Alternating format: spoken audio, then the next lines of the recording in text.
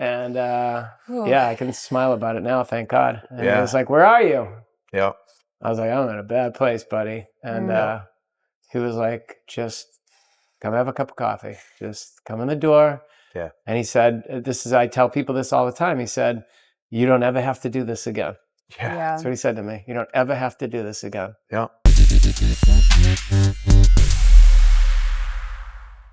So it doesn't clip.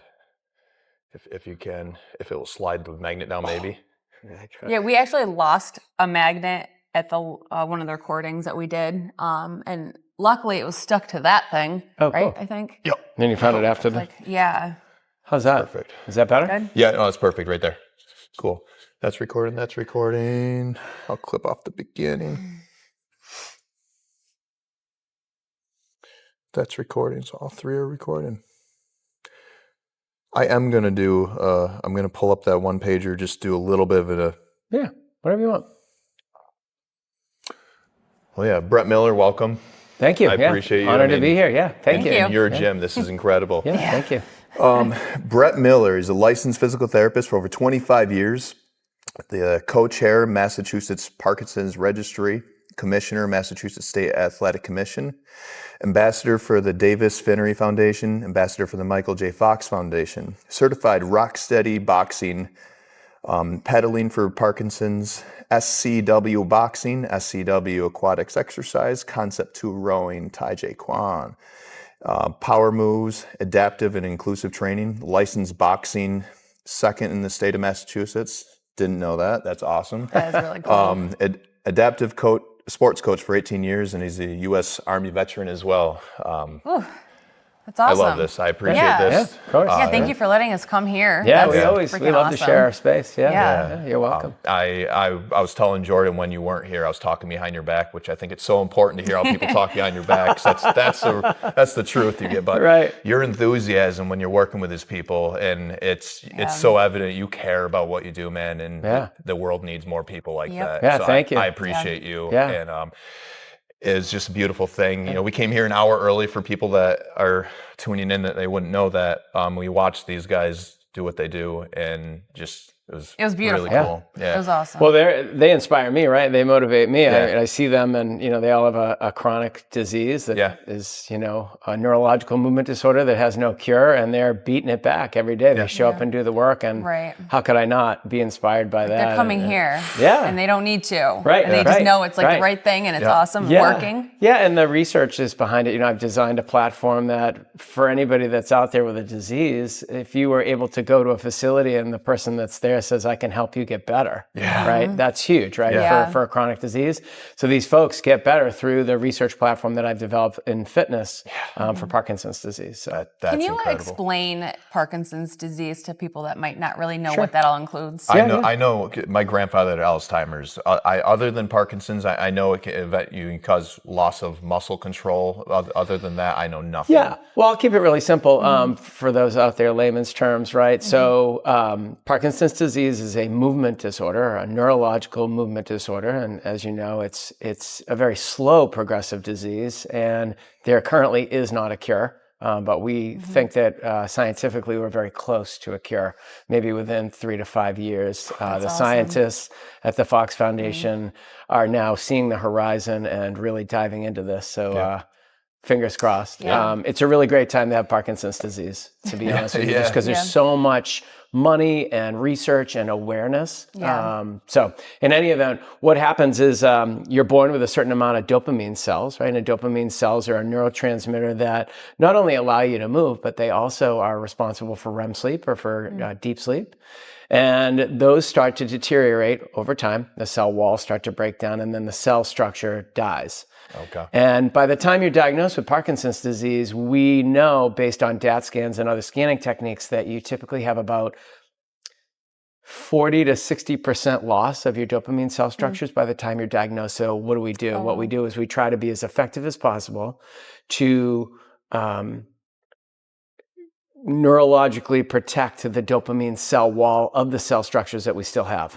Gotcha. And that's where this comes into play. So we know, based off of scanning techniques and some of the new data research we have out of Yale from back in February or June of last year, is that with high intensity exercise, a certain amount of days, it has to be prescribed correctly, that we can actually not only protect the dopamine cell structure wall that we still have, but now they're actually seeing a reverse in the breakdown. So we're actually able to kind of restore, if you will, the cell structure.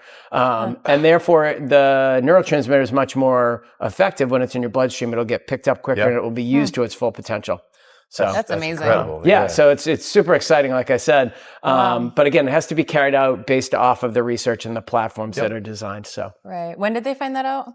So this was a study that was done in Yale. I believe it was June of last year. Oh, so recent. So, yeah, it's recent for the reversing. We knew that on scanning techniques, we knew that with high intensity exercise, we could help protect and slow the progression of the cell wall deterioration, but we didn't know that we could actually start to rebuild and restore that. That's kind of new for us. Yeah. So that's really a huge driving factor for us as to why people come here and why you have to keep showing up.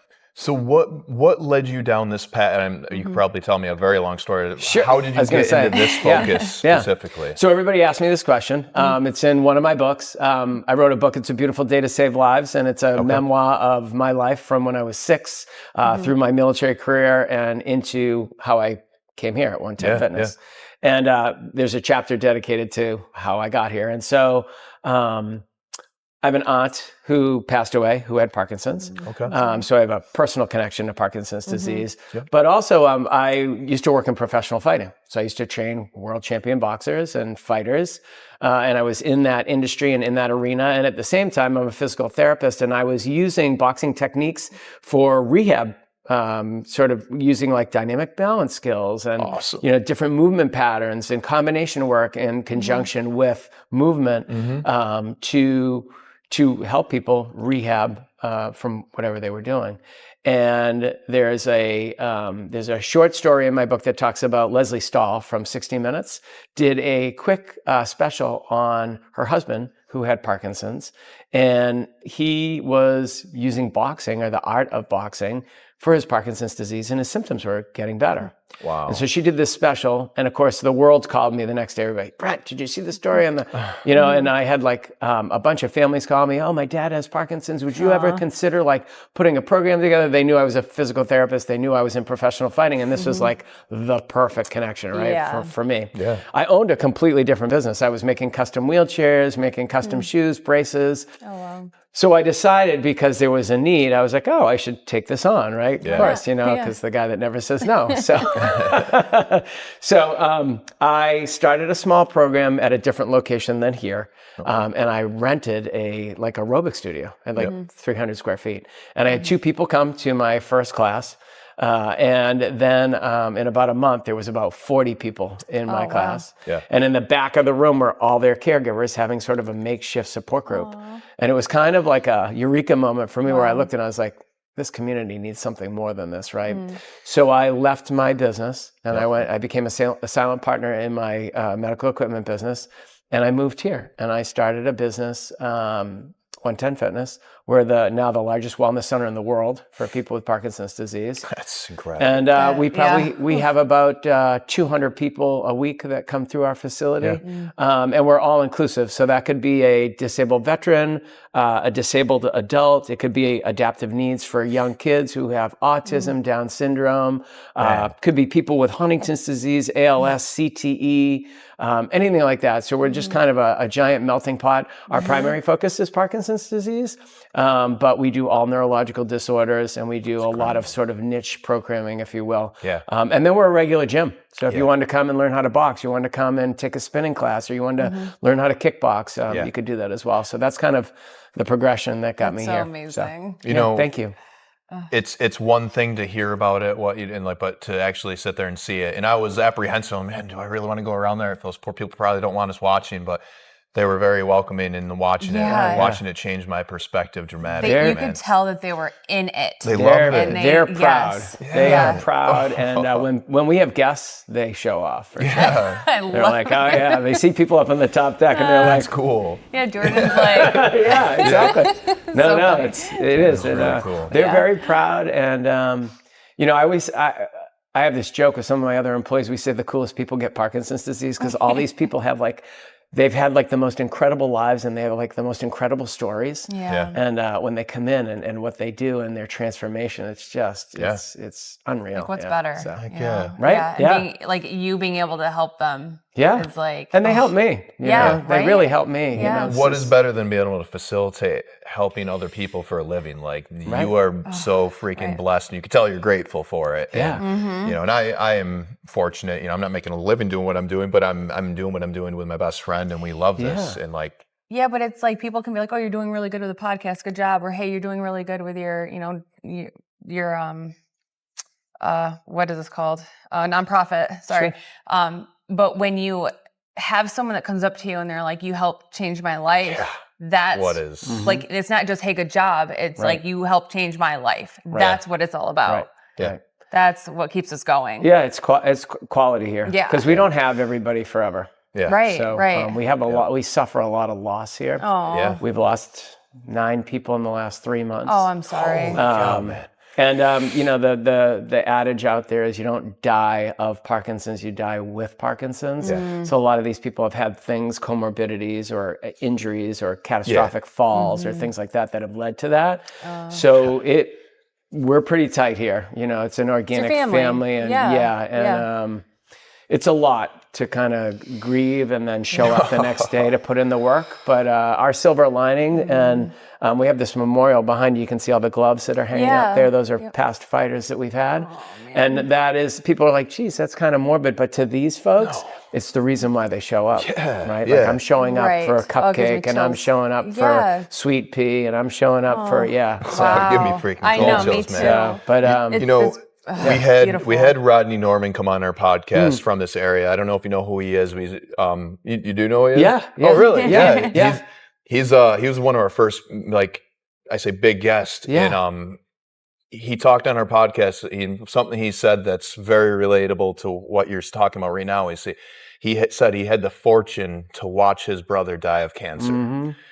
And Rodney, if anybody knows Rodney Norman, he loves life, and he is so grateful. And it's like, I have been through a lot in the past 2 years. I've been through things that would break many people to the point they would never. It broke me, and but there's people that get broken and they never return, and they never get it. They never get back up. And I have the firm belief, and I know you can agree to this: the harder you get broken down, the stronger you can get when you get back up off the ground. And you have losing people that you get attached to.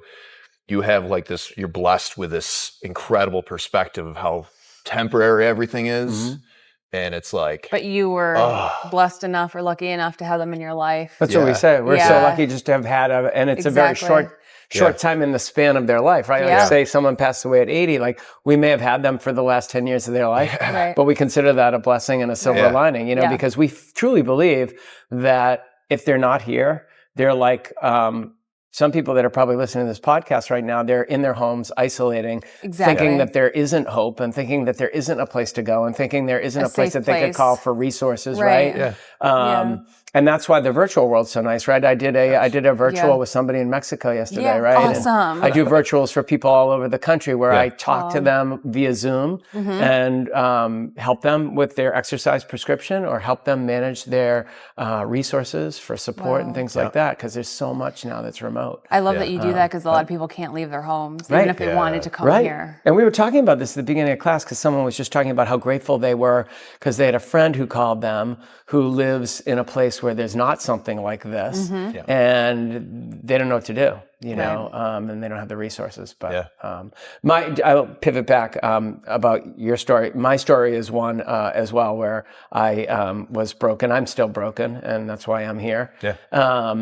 And it took me a long time. And I always tell people it's not a revolving door, right? Because a lot of people don't come back. And, I was given grace and given a second chance. And therefore, my obligation to this space and to the people that come here is that I have to share like whatever gifts I have with them in order to keep me right. Because I will go this way if I don't. Right. And so when I said they helped me so much, it's very, very true that through my service to them, that's like a huge give back to me.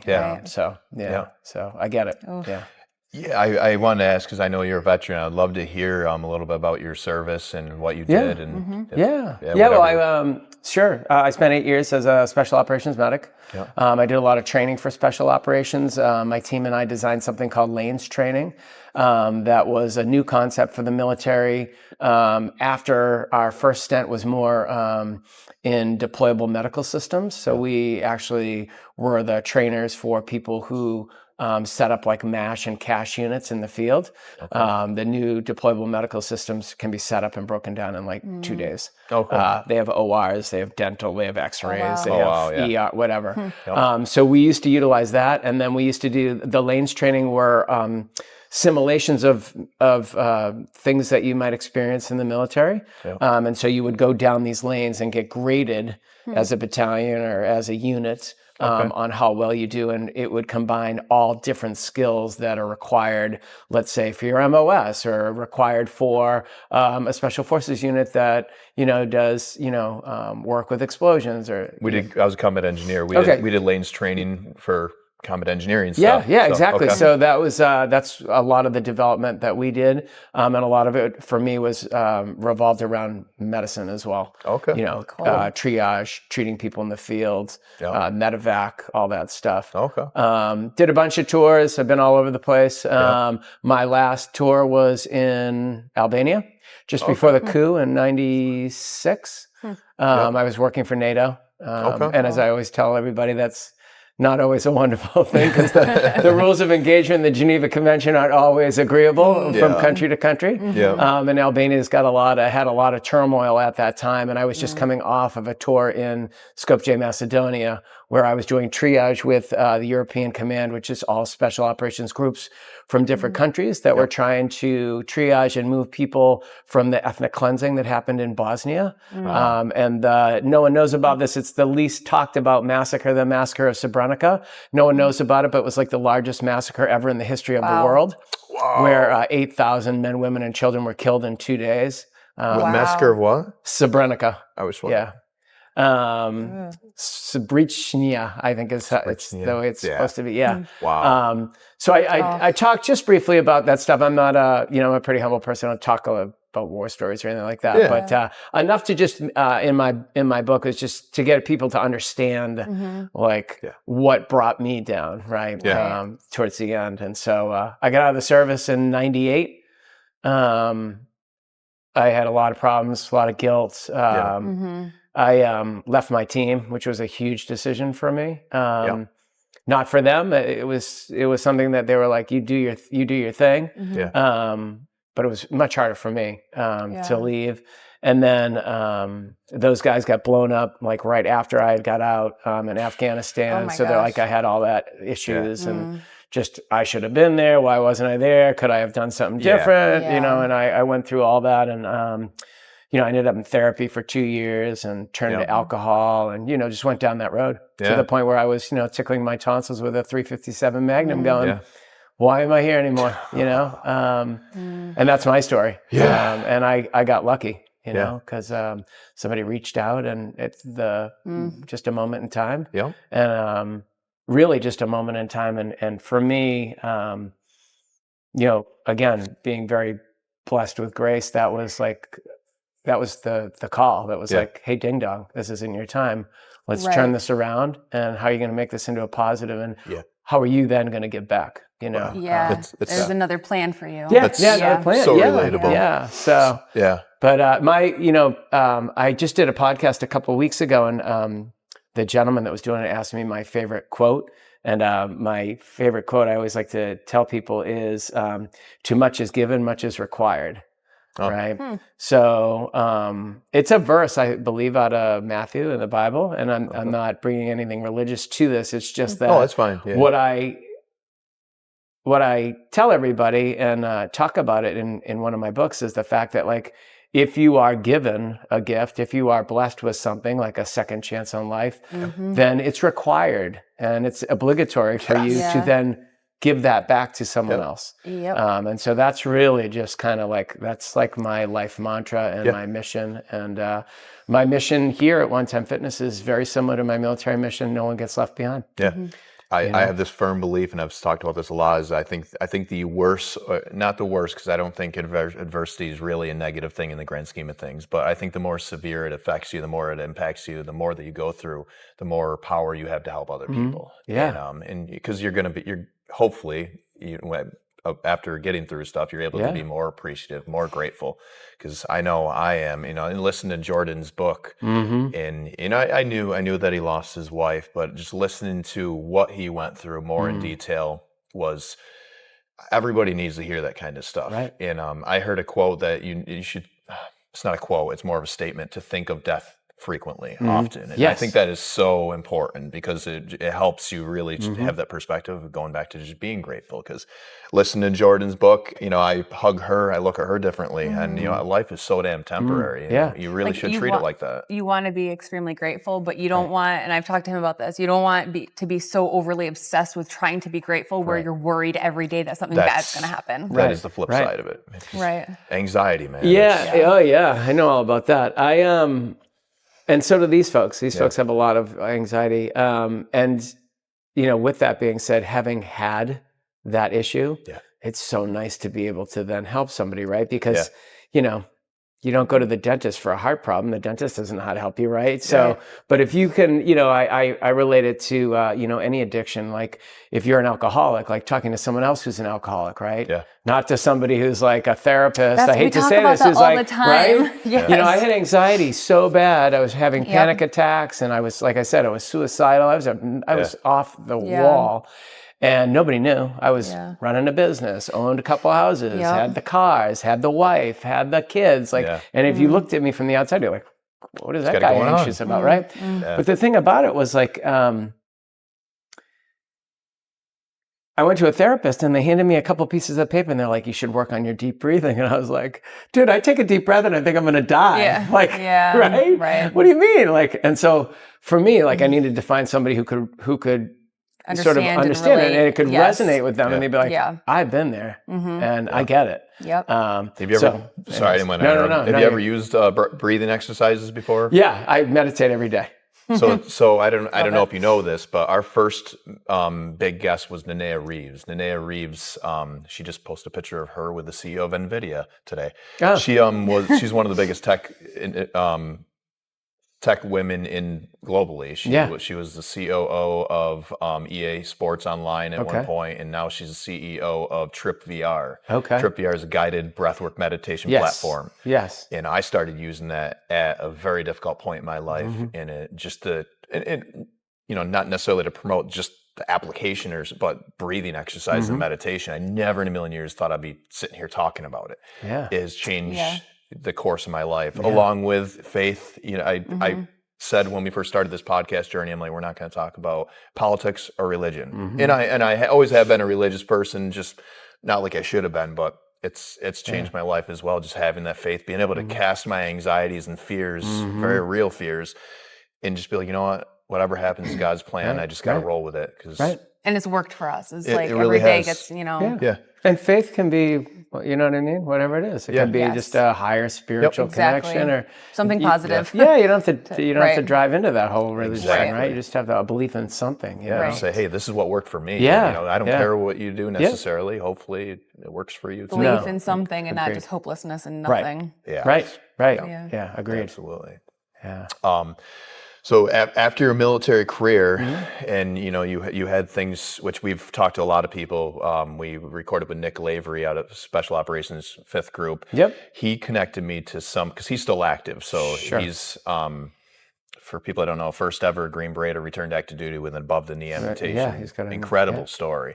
He connected me with Ben Monette. Ben Monette's 16-year Green Beret that he left the military last year, and he had very similar issues. And when we were on the way home from Nashville area, I talked to Ben Monette on the phone for about 2 hours, and he told me what he went through. Same thing, very suicidal. And man, this guy had me streaming tears down my face, just telling me what he's been through, and he's become a good friend of mine. I was talking to him on the way up here a little bit. But there's so many people that go through that in the military, that separation, because it's like people don't understand, especially, I mean, anybody in the military, because you got that structure, that purpose, then you get out, it's like you don't have that structure. Right. And especially as special operators, you know, they had a very, very strict procedural life where everything's very laid out for them. Yeah. And I think a lot of people don't take that into consideration. Transitioning is like very hard, and I think it's talked about more now, but it should be talked about way more. Yeah, it's so much better. So I'm 52, right? So I'm one of the older guys. When I got out, there was nothing. It kind of like, here you go, right? Yeah. And now, I mean, they've got social workers, liaisons. Right. They've got, I have a friend who works down at Walter Reed who does a lot with training the dogs.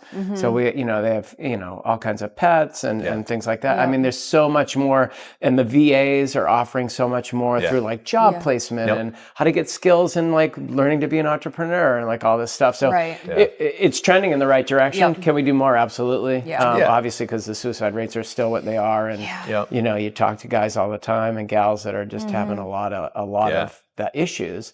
But I mean, when I got out, it was like, good luck. The Dunkin' Donuts down the street, get a job. But it's I think it's going in the right direction. Yes, I agree. So, did you have anybody throughout your career, throughout your life that was just there for you that you don't know what you would have done without? Well, my friend Dan, who called me the day that I had a pistol down my mouth, was probably, he was a guy that I met bouncing in and out of Alcoholics Anonymous. And I didn't show up for a meeting. And I used to go to early bird meetings, that early guy, 7 a.m. And he called me. I was sitting out in the parking lot with a gun in my mouth. And I can smile about it now, thank God. And I was like, where are you? Yeah. I was like, I'm in a bad place, buddy. And he was like, just come have a cup of coffee. Just come in the door. Yeah. And he said, I tell people this all the time. He said, you don't ever have to do this again. Yeah. That's what he said to me. You don't ever have to do this again. Yeah.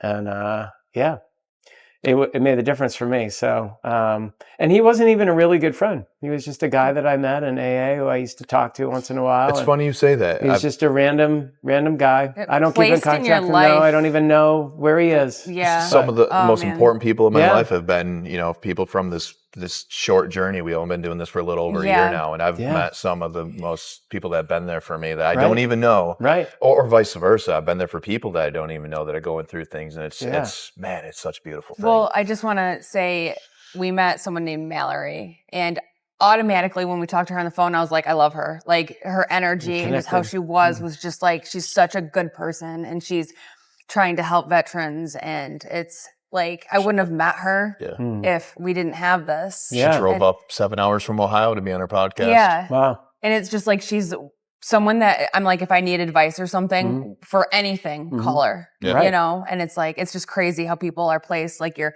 experiences and stuff in your life, everything's kind of put together as long as you're, I'm 100% like free will, but I'm also like everything happens for a reason. Yeah, you got to be open to receiving it, right? Yeah, and it will fall into place. Yeah, my whole memoir is all about like the universe stepping in and creating a plan for my entire life. Yes. And one situation to the next, like every single situation was completely planned out. Yeah. And to the point where I won't share any secrets, but like all the way to the end, it was like a full carousel ride for me. Like it comes all the way back to me. And when you see it and notice that, it's kind of like mind-blowing. You're like, that's crazy. Oh, how? Like, what? I know. I still read the last chapter in my memoir because I just can't believe like how this happened. It's fascinating. Yeah. But, I'll have to check it. Is there an Audible by any chance of it? Jordan's doing it. Yeah, actually. I was going to say he should. We just haven't finished it. I just need to go to the... He's going to be doing it? Jordan already did my Audible for my book. We just haven't, we just need to finish the editing. Okay. Because there were a couple like things he pronounced goofy or like things that were, so we're just I know how he is. We're just finishing the editing and then it'll go out so you could put it on your... So we definitely That'll be my fourth book. Because I was telling Jordan earlier, I've listened to 3 books. I never read a book my entire life. I've always said just my attention span is just not there. Yeah. And I listened to the 4 Agreements, the Fearvana. Actually, Akshay Nanavati was on our podcast. He was attempting to cross Antarctica. He was a Marine Corps veteran. He had survivor's guilt, very suicidal at one point in his life, and he's now his book is endorsed by the Dalai Lama. Highly recommend it. Yeah. But him and his wife were on our podcast together nice. back in June of last year or so. And then I listened to Jordan's book. Yep. A couple weeks ago, I finished it, and just incredible. So I'm excited. His voice is just awesome. He's got that radio voice. He says everything. Yeah. I was friends with Jordan before he was diagnosed with Parkinson's. Oh, yeah. Okay. He and I were friends, and through some networking, and he called me one day. Yeah. And he was like, I have Parkinson's. And I was like, what? Yeah, but see, it's like still the connections. That's it, right? That's what I'm saying. Like, he's like, I knew exactly who to call. Yep. He's like, yeah. But it's incredible when things start just falling in line. Not always good news the way things fall in line, but it's still that's a miracle right there. There's always something, right? Yeah. There's always some silver lining or something. There is. Yes. You just have to pay attention. You have to. It's sometimes looking for the silver lining. I mean, you have nothing better to do unless you want to sit in your sorrows. Right. Oh man. Yeah. How often do you get new people coming here? Every day, yeah. So the phones are Awesome. ringing. So just to give you a little background on the demographics of Parkinson's, we have 26 to 90 here. So I have people as young as 26 and people as old as 90. And the demographic for Parkinson's is trending down younger and younger for many reasons. Some's genetic, some's environmental triggers, things of that nature. But wow. The numbers that were originally slated for 2040 are already double what we thought. Oh. So we're kind of, a lot of us in the research world call Parkinson's disease the new pandemic because there's so many people being diagnosed with it. Wow. And that's in itself is an issue, right? Yeah. So to answer your question, the phone just rings here and just, Oh, I'm glad they have this place. 3 to 5 new evaluations every week. Wow. And then I do virtual stuff too for people who hear about us. I mean, we're worldwide. We do a lot of research for technology companies, and we do research for Michael J. Fox and Davis Phinney and the Cleveland Clinic and all the Boston hospitals. So we're always have our hands in stuff. So if journals are published or if things happen, like people hear about 110 Fitness. Yep. Also during COVID, I created the 110 Fitness app, which is it's the only wellness Parkinson's app that's out there, first of all. But we just got rated in Europe as like the #1 Parkinson's wellness app in all of Europe. So we have people all over the world that follow us. We have over like 320 videos in 18 different categories, all driven to Parkinson's. Yep. And so that kind of, is spread throughout, That's people can amazing. access that through their phone, right? Just go on the App Store and there it is. But, that's incredible. So that's another way that we kind of reach out to our community and stuff like that. So, that's awesome. One thing I'll point out here, I always talk about this in all my podcasts or any interviews, is that we have a really amazing group of volunteers. Yep. So there are people that come here, they want to give back. And that's my answer to anybody who's kind of in a jam. They always say to me, what do I do? And I say, go volunteer. Yeah. Right? Yes. So we have a group of volunteers that come in. They all have to go through a pretty thorough training with me. It's and once they are taught, then they actually come in and they assist in our classes. They assist in the pool with us, and they do all kinds of things. Like they might help us with our gala, or they might do other things. And they're sort of the nuts and bolts of this programming. Like I wouldn't be able to pull off what I do unless they were here. And it's, again, just touching back on the big thing, like the volunteering thing for anybody that's, depressed, having addiction issues, things like that. I always tell them, you got to go help somebody else. You feel like you're a part of something. Yeah. And you'll always get back more than you've ever given, Absolutely. right? And it gives you direction, and consequently you'll figure out like, okay, this is what I need to do. And making new relationships. Yeah. So our volunteers are huge. Yep. And I give back. Obviously this is my business, and I give back in this way. But I do a lot of veteran give back. I do presentations for Till Valhalla. Also, there's a veterans program. I'm a beekeeper, so we use the art of beekeeping. There's a lot of research behind beekeeping and anxiety and PTSD. cool. So we mentor other veterans who are struggling through the art of beekeeping and teach them how to keep bees. Oh, that's awesome. Yeah, it's called Hives for Heroes. It started in Texas, but the research was done here at the University of New Hampshire. And so I mentor a few veterans through beekeeping. I've heard of a lot of things. We've been connecting with veteran nonprofits all over the country, and law enforcement nonprofits as well. And like, I've never heard of that specific, because there's so many modalities now for treatment. Yeah. And it's not, and I don't mean to be cynical when I say this, but I feel like the world has gotten so quickly to this point. People want quick results. They want, eat this pill, start shoving these pills down your throat. That's your only option. Right. Yeah. When there's, not only are there more options, there are options that are a lot safer, more effective, and just or natural. Something you might not think would help. Try things. Right. You know, people are like, that one thing's not working, nothing works. Right. You know, there's so many other different things that could help. Just try. How about just structure, right? Like me, like, again, you know, I'm still broken in many ways, but I get up every day at 4. I'm in the gym at 4:30 every morning here. I work out by myself for an hour. I meditate. I used to journal, and I have fallen out of that, and I need to get back to it. I eat the same stuff every single day. I make sure that I get my rest. I'm hydrated. I eat clean. Like, you've got to have a plan, right? And it's right up my alley, right? I came out of, you know, being a soldier, right? And everything in my military career was this, and this. Or people die or something goes wrong, right? So I do the same thing in my life. I do this, and this. It's very organized, very structured.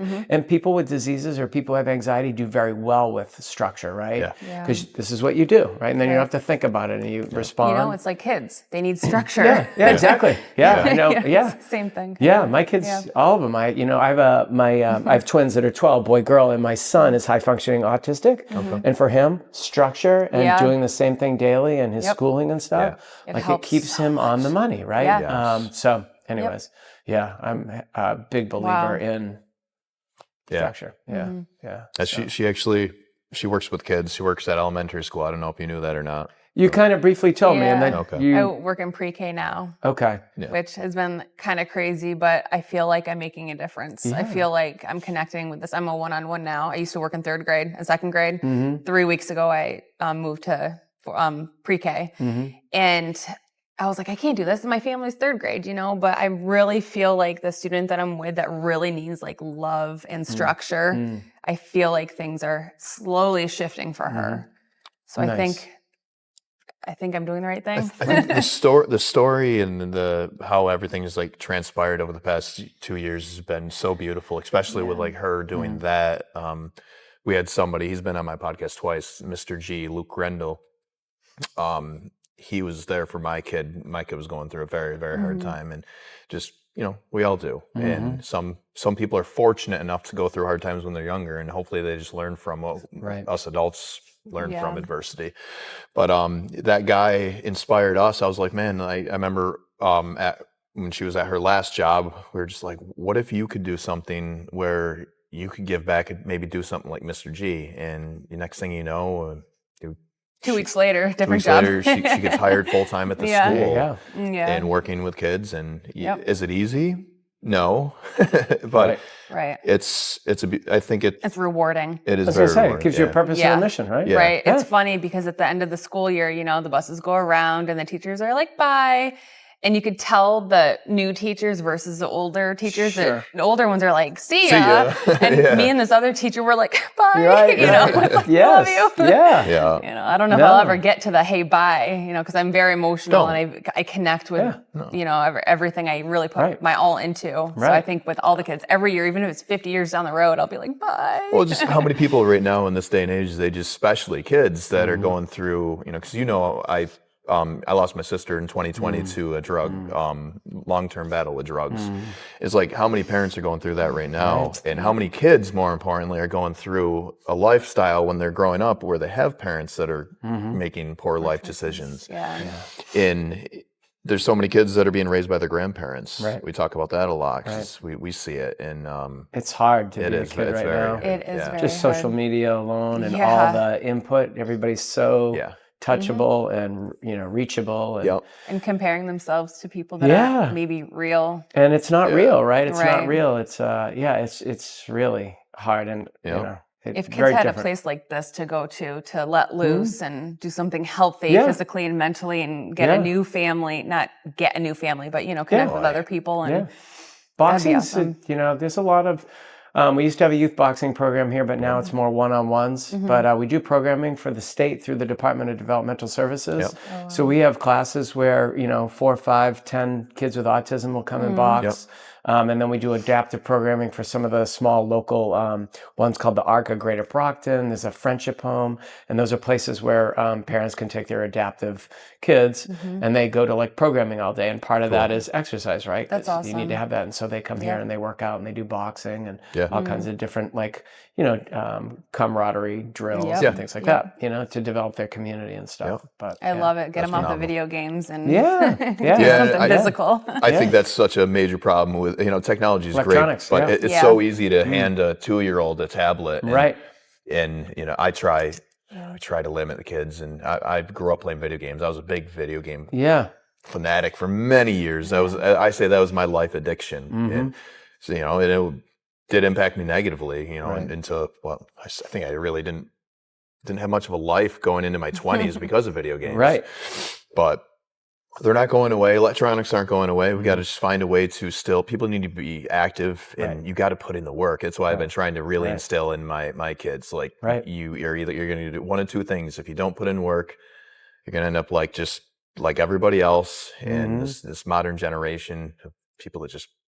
Well, it starts with the parents trying to teach their kids to moderate electronics and to make kids feel like when you're like limit electronics, maybe an hour today, they're not in trouble. Because they are like, oh my gosh, it's the end of the world, only an hour of this game.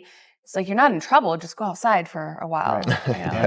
We need to lead, right? We need to lead by example, right, for our kids. Yes. I always say we're the meanest parents, my wife and I. We like, no TV, we're super strict about that stuff, That's a good thing, our kids don't have phones. More parents should be like that, though. Not just, I agree. Like at a restaurant and your kids watching a tablet, that's like crazy to me. I know. Personally, I think that's crazy. We believe in like free ranging our kids, letting them go out and walking or going to the movies by themselves or, absolutely. You would approve. I actually started doing these 30-minute, as a YouTube guy. He's big. You probably know who the heck he is. I can't remember his name, but he does these 30-minute boxing workouts and I've been doing them. I did a couple with her and I did some with my 11-year-old. And it's so fun and it's cool, especially when you have an 11-year-old that's like, Dad, keep breathing.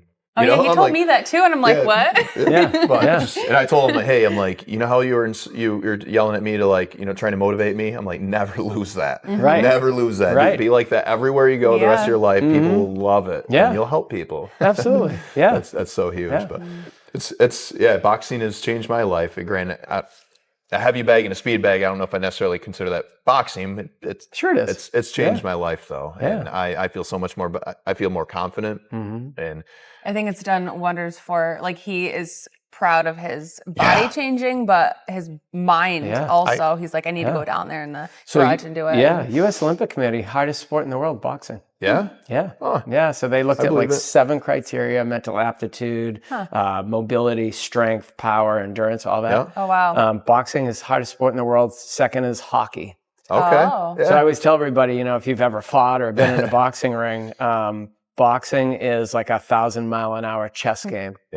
Everything that you are planning is happening. You're in a move, right, currently, and trying to perform at your best. And you're also thinking about the last couple moves that you did that you may have made errors on. And it's happening in a million miles an hour. Crazy, So the brain function that has to occur with the physicality is intense, right? Your feet are moving, and so it's hard. And hence why it works. Right. Tell me a little bit about your boxing career, a little bit more in depth if you don't mind. So I fought in the amateurs. I never was pro or anything like that. But the training, I started kickboxing when I was in college. So I used my feet, and then I got rid of my feet and just used my hands. But, I recognized very quickly that getting punched in the face multiple times was not going to work for me in the long term.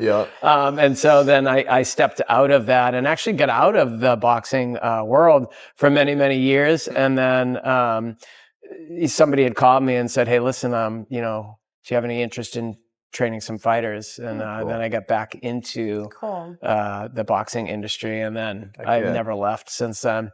Cool. So I started coaching, I started cornering, and then I was involved, and now I'm a commissioner for the state. So there's 5 commissioners for the state of Massachusetts that are appointed by the governor.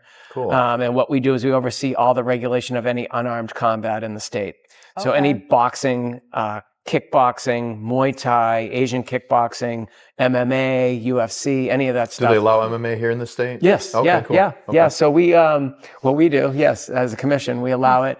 And so we oversee all the regulation. So we write all the regs and make sure that the fighters are safe, they're getting paid, like all that stuff. The promoters are doing what they're supposed to be doing. And That's awesome. so with that being said, I can't train professional fighters because it's a conflict. Okay. So I've stepped away from that in the last couple of years and have been more as a more important role, I believe, being a commissioner where I'm actually overseeing all of it safety-wise. And that's really, it's really important because boxing and a lot of, unarmed combat can be a little funny sometimes with different promoters and managers. And you can imagine there's some politics. And, So it's nice to have a commission that oversees that. So, For sure. Do you have any intentions of, with what you have going on right now, do you have any plans or goals or dreams to? Yeah, I mean, I've always had the dream of, I believe we're the example for the world because I won't get on my soapbox, but there's a lot of Parkinson's wellness programming that's going on that's not research-based. And to me, that means nothing because in order to carry this out and for it to be effective and for it to work, it has to follow the research. Right. And our goal as a unit and a team has to show the world that this is the way that this is supposed to be done. There are obviously other reputable wellness centers out there that are doing what we're doing, but there's a lot that aren't. And we're trying to get people to hire and require professional credentialed people because you can't have somebody who doesn't understand the pathophysiology or the pharmacology of Parkinson's disease, treating people with Parkinson's disease. You also can't have people training people with Parkinson's disease in boxing who've never been in a boxing ring, put on a pair of boxing gloves, or know what a 6-punch count is. That's fair. Right? You can't do that. And it's being done. And everybody has very good intentions, don't get me wrong. But you got to stick to the research or this platform doesn't work, right? So not only are we trying to be the example for the world, but we want to expand, right? And it's me, right? So I've had zero bandwidth to do that. And so we're just now looking at a facility in Boston. So we might move 110 Fitness and have a second facility in Boston. Cool. We've been asked by a group in New York. We were asked by a group in San Antonio. People always call us, is there any way you can, and we just can't. We just can't do it. And it's just it's not physically possible for me. But that is the goal within probably the next year is to expand into Boston and have a full facility. Because right now we have people that come as far as Cape Cod, that drive all the way to here. And we have people all through Boston that come here. We have people that travel from all over. We have people who come from different states who will stay here and do like a 2 or 3 day.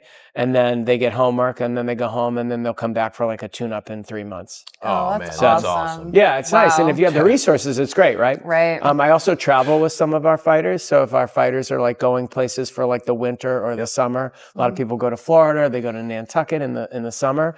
I'll go with them and spend 3 or 4 days and do a boot camp with them. And actually do all their exercise prescription. I cook food for them, like make meals, clean eating, and do I basically am like a live-in fitness professional for those folks. So it's kind of really nice. What else could you be doing that would bring more like purpose? And it's a nice change for me to not be here. And we have a really great dedicated group of very highly credentialed professionals who can cover for me when I'm not here, who teach our classes. So it works. That's sweet. Awesome. So if anything, the dream would be to be able to have multiple satellites and to also be sort of the recognized platform, if you would. It's gonna. I think it's gonna. It's already happening on the outside looking in. It appears, so it's cool. Yeah, we're getting there. It's a slow crawl. Gotta enjoy the journey. It's enjoying the journey for sure. It's not easy. At least for me, I have to really put effort into stop wanting more. But be thankful for what is going on right now. Exactly. The difference you're making right now. It's cool. Wow. But we're always looking we stay on the crest of the wave with everything. Yeah. We have an incredible, I didn't even talk about this, but we have a medical advisory board, which obviously I'm on. Yeah. They oversee all our programming. They're very, very highly professional people that work in the world of Parkinson's. They're all over the country. Yeah. And people always laugh. I have somebody who's in public policy, because we have to have that for Parkinson's. There's a lot of public policy issues with pesticides and chemicals and trying to get laws passed to, fund like firemen who've been exposed to, burning things, military who've been burn pits, those kinds of things. I have a technology guy. I have, 2 neurosurgeons. I have a neuropsychiatrist for all the other things that go on with Parkinson's, marital issues, sex issues, getting along at your job. How do you tell your kids you have, all those things? So much right? behind the scenes that people don't think about. And you don't see it because everybody just sees the guy with the tremor who's shuffling across and like, oh, he has Parkinson's. But there is like so much more on the ice. I call it the iceberg underneath that you don't see under the water. Yeah. So we have neuropsychiatry, speech therapy, myself, obviously. And so we brought on a world-renowned pulmonologist who works in ICU at Mass General when COVID hit, and brought him on board onto our medical advisory team to kind of manage COVID with us. So we've kind of got like one of each to kind of oversee and make sure. Yeah. And then also like if I have a question that I can't answer, they're a phone call away. So nice team. Yeah. And I think it's important for all wellness centers to have advisory boards that oversee their programming, because you can't do it all yourself because there's so much data and research and so That's sweet. Wow. Yeah. This is amazing. When you open up your new gym, I'd love to shoot back out here and maybe we could do a round 2. And Absolutely. That'd be cool. Really cool. Yeah. You and Jordan together. Yeah. Yes. Yeah. Next, That'd be cool. And I almost wanted to be like, hey, you know what? Screw it. Let's just do it together. But I thought it could be more beneficial, hopefully, for both of you to have your own designated recording to, And then we can do it together. I was going to say, and then we could do something together sometime. Yeah. With a group of fighters. Yeah. And that'd be cool. Yeah. We could even do, we have a lot of fighters who would be more than happy to be interviewed and share their story and their journey. And I'll talk about this on this podcast. I don't really care. I'm sure you'd appreciate it. Kevin Stark, he's a retired Navy SEAL. He runs a program called Eric's Path, and he invited me on this. It's a 4-day retreat. The end of March, I'm going to be going. It's 28-mile hike. You fast for the first 24 hours. It's supposed to be like a spiritual experience, and you do Navy SEAL PT throughout the 4 days and good meals. But it's got a veteran focus. But we're going to be vlogging. I'm going to be vlogging it. She's not going. I don't know if it's siloed to just men or women, if they do like different retreats, but.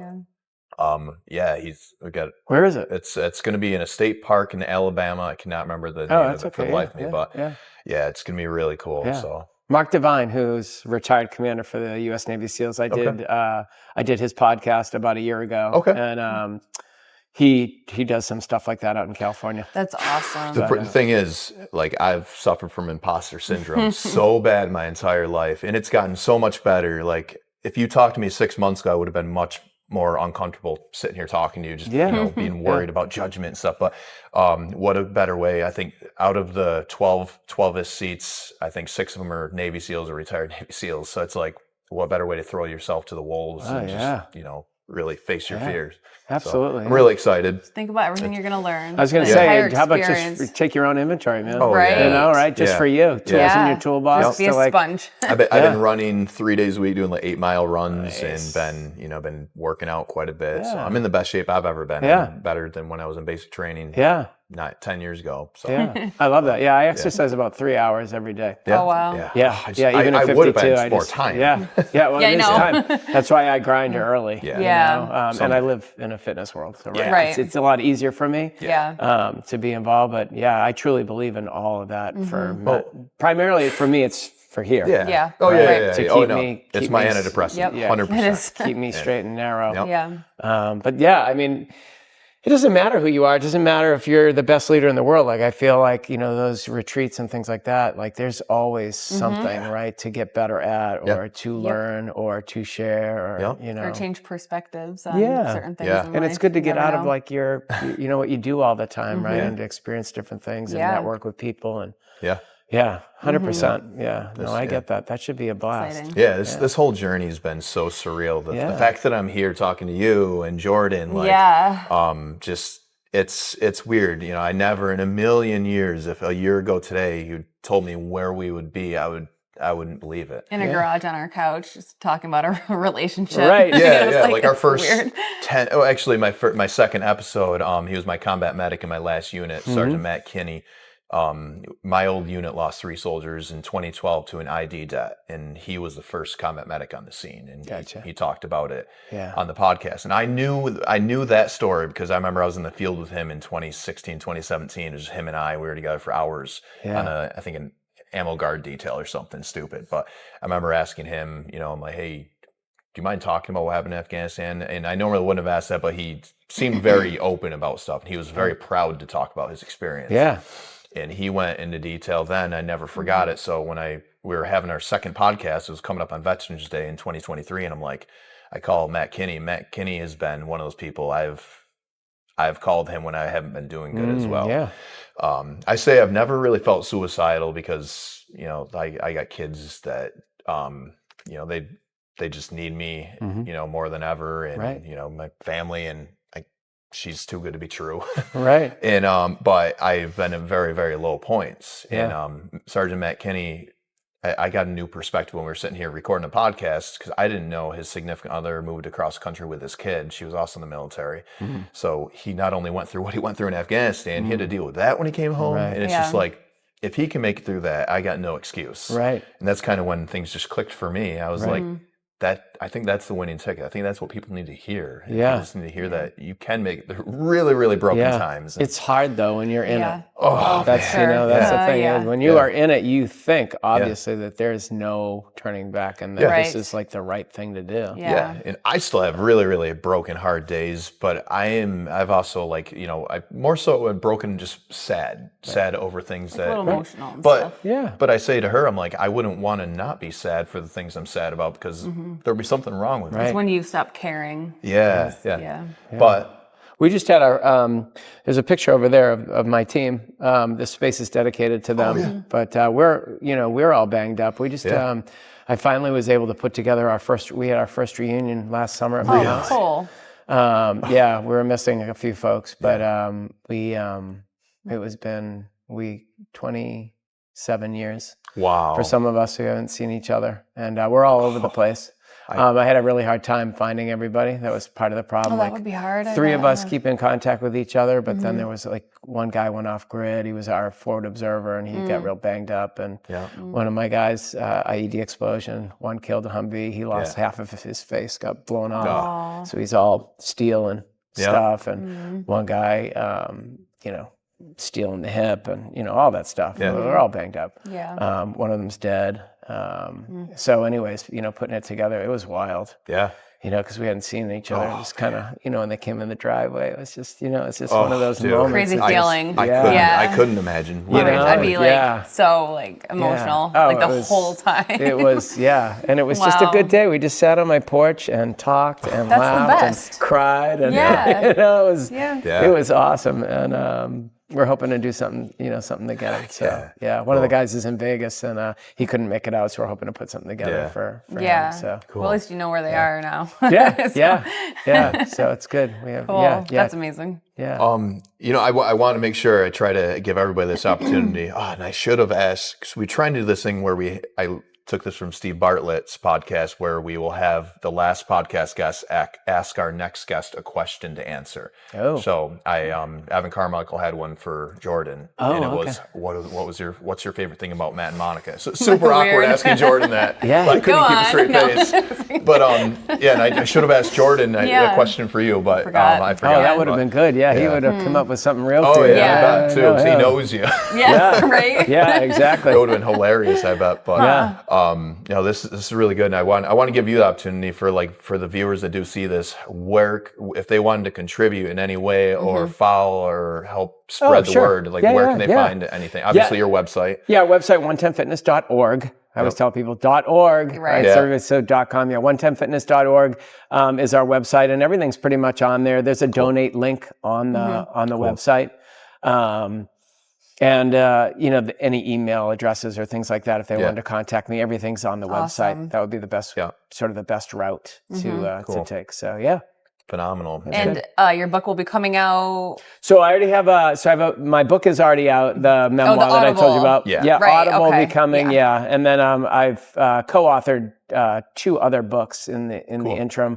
One is called Greatest Burdens, Greatest Blessings, and it's all a collection of short stories that are written by caregivers of people who have diseases or and it talks all about the silver linings and blessings of being a caregiver for people with chronic illness. I wrote the foreword with a colleague of mine who most people know, Rashida Ali, who is one of Muhammad Ali's daughters. Okay, sweet. cool. She and I co-authored the foreword, and then I wrote a chapter for that book. And then I wrote another chapter for a book called The Every Victory Counts, and it's a manual for people with Parkinson's disease. So I wrote the chapter on exercise. So, and then I'm in the process of writing another book, which is really focused on my life with people with Parkinson's disease. So, so cool. So that much. is taking Like, a long time. I love it. You know, It's okay. I It's actually, and this is probably the last 6 months, I said, I'm like, someday I want to write a book. Yeah. I think we should really do it. Just co-author it together about our lives or something. Yeah. That'd be really cool. You could do it about this journey, and you could just keep adding stories about the people you've met and the lessons, and the life lessons you've learned from all your experiences, right? Yeah. It's like so fun. If you ever have a couple minutes, you want a quick laugh, watch, if you have spare time, I know you're busy. Copious. General Lucky, we interviewed. He was a commanding general for the entire Army Reserve component. So at my reserve unit that I was at, he was on the wall. His picture was underneath. I think it had Trump, and then the Secretary of Defense, then General Lucky. And we did a remote podcast with him. I was shitting my pants the whole time. I was so nervous. 43-year Green Beret. He was super nice. Where was this though? Where was your duty station? Or Out of Oswego. Oh, okay. Yeah. Okay. So my last one was Schenectady, New York. There's a drill sergeant unit there that I was part of. But I was never active duty. I never got to deploy either. I never had we were supposed to. I went to NTC and JRTC and stuff like that a couple times. That was the extent of my involvement in the military. That's so all right. Yeah, but when I'm talking to some of the most heavily deployed people in the world and stuff, it's like I definitely compare myself to them because I'm like, listen, I almost have no business talking to some people. I used to say, but now it's like we're all people and we all have experiences and and there's been people that have supported us in this journey that I'm just like, why are they wasting their time with us? Yeah, they're not wasting their time. It's so cool. It's all the stuff that we talked about, right? The giving back and the being available and being of service to others. That's really what it's about. And now it's gotten to the point where we're able to facilitate that and help other people. It's been just a beautiful journey. It's very the blessed. feedback when people are like, you helped me. That's just, I just love it. Yeah. I just you need more. You need to help more people and you get that outcome of just a little bit of help. Well, I know the way Jordan talked about you behind your back when we first met him, because he immediately knew, he said, I got a friend of mine, I got to introduce you. And the way, that guy thinks the world of you. He's a good guy. And he really set my standards for you before I met you really high. Geez, I hope I didn't let you down. I hope I didn't let you down. No, this is, I'm so happy we came out here. Yeah, me too. It's an honor. I love it. Same. Thank you. Yeah. I miss the military. People always ask me God, what a horrifying time. And I'm like, I'd go back tomorrow. I miss. I enjoyed being in the shitty, enduring the suck with my buddies and stuff like that. Yeah, people don't understand that relationship. That I even say to some people, I go, it's stronger than marriage. You don't understand. It's something that is not tangible. It's an understanding. And they just kind of look at you and go. Well, the more they say, the more difficult times that you go through, the more of a bond you're going to develop. Those people that experience difficult times. It's unbreakable. Yeah. And when we had our reunion last summer, it was like we didn't miss a beat. Oh yeah, I bet. I bet. Yep. I would have liked, even though it wasn't my unit, I would have loved to just be there for something like that. Oh yeah, that would be so fun. Yeah, I invited some friends. From here, and obviously my wife had never met any of those, and my kids. That's huge. I'll tell you what was really nice was to have my kids present, and to be able to have them tell stories about me, right, to my kids, and that was like, that's so cool. Oh man, priceless, right? Yeah. Your dad, or even if it was a funny story, it's just so nice for my kids to, because my dad, my kids are very respectable of the military and understand who I am, and they all understand where I came from, because I'm very open about my story, obviously to the world and to them. and they're proud, right? Yeah. It's As they really should cool. be. That is it's awesome. So I think that stuff is that's like the juice, right? That's like love the good stuff, you know. Yeah. So, but Yeah. anyways, Amazing. Awesome, man. so thank you. Yeah. Thank you. you. I appreciate it.